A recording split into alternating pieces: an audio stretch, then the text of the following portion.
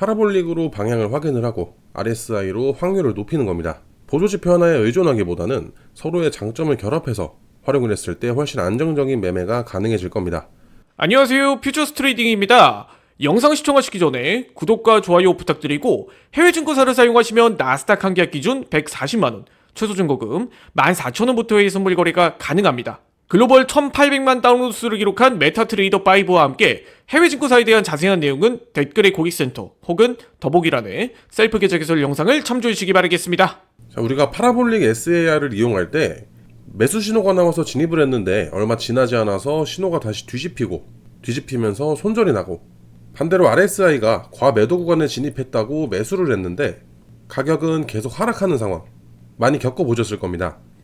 이처럼 보조지표 하나만 가지고 매매를 하게 되면 생각보다 많은 가짜 신호에 휘둘리게 됩니다.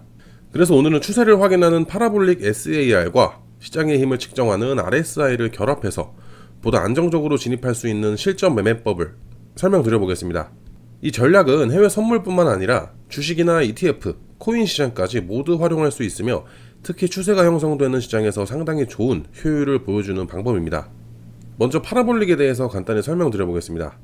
파라볼릭 SAR은 현재 시장이 상승 추세인지 하락 추세인지를 판단하는 대표적인 추세형 보조 지표입니다. 차트에 이렇게 점 형태로 표시가 되고, 점이 캔들 아래에 위치하면 상승 추세, 점이 캔들 위에 위치를 하면 하락 추세로 판단을 합니다. 사용법이 매우 직관적이기 때문에 초보 투자자분들도 쉽게 활용할 수 있다는 장점이 있어요. 하지만 파라볼릭에도 단점은 있습니다. 시장이 방향 없이 횡보하게 되면 점이 계속해서 이렇게 뒤집히면서 가짜 신호가 반복적으로 발생을 하게 됩니다. 그래서 오늘은 RSI를 함께 활용해서 이런 단점들을 보완할 거예요. RSI는 시장의 매수세와 매도세의 강도를 수치로 보여주는 지표입니다. 일반적으로 RSI가 70 이상이면 과매수, 30 이하면 과매도로 해석을 해요. 하지만 실제 매매에서는 70과 30보다 이 가운데 있는 50선이 훨씬 중요합니다. RSI가 50선보다 이렇게 위에 위치를 하고 있다는 것은 매수세가 우위에 있다는 의미고, 50선보다 아래에 있다는 것은 매도세가 우위에 있다는 의미이기 때문이에요. 오늘 설명드릴 전략 역시 RSI의 이 50선을 기준으로 진행을 하게 됩니다. 자, 그럼 먼저 매수 전략부터 설명드리겠습니다. 첫 번째 조건은 파라볼릭 SAR이 캔들 아래로 전환이 돼야 됩니다. 즉 하락 추세가 끝나고 상승 추세가 시작된다는 신호가 발생을 해야 된다는 거죠. 그리고 두 번째 조건은 RSI가 50선보다 위에 위치를 하고 있어야 됩니다. 파라볼릭 신호 하나만으로도 진입하는 것이 아니라 실제로 매수세가 시장을 주도하고 있는지를 한 번 더 확인하는 과정이에요. 세 번째 조건은 신호가 발생 이후에 바로 진입하는 것이 아니라 첫 번째 눌림목을 기다리는 겁니다.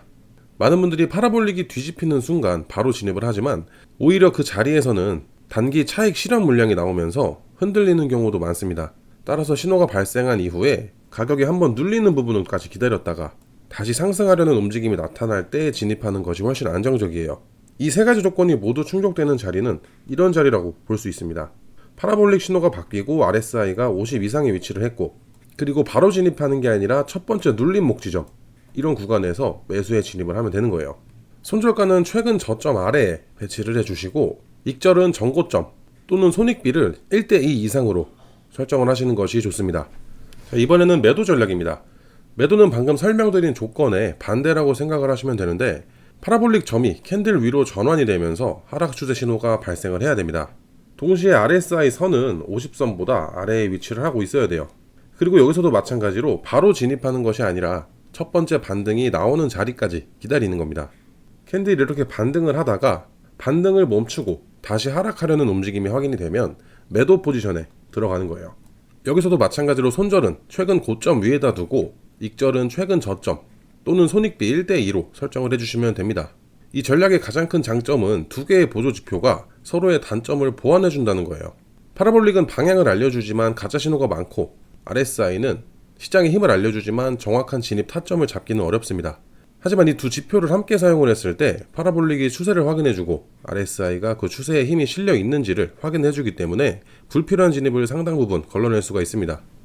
이 매매법의 주의할 점으로는 RSI가 이렇게 50선을 중심으로 계속 흔들리는 횡보 구간에서는 가급적으로 진입을 피하시는 것이 좋습니다. 이런 구간에서는 파라볼릭 역시 신호가 자주 뒤집히기 때문에 손절 빈도가 높아질 수가 있어요. 그렇기 때문에 이 매매법은 추세와 눌림목, 그리고 반등을 기다리는 것이 중요합니다.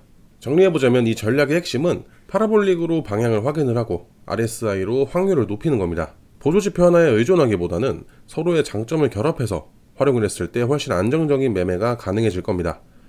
오늘 영상은 여기까지입니다. 추가적으로 궁금한 내용은 댓글로 남겨주시고 해외증권사 계좌 개설이나 메타트레이더 관련 문의사항은 영상 하단 더보기란에 있는 고객센터로 문의를 주시면 됩니다.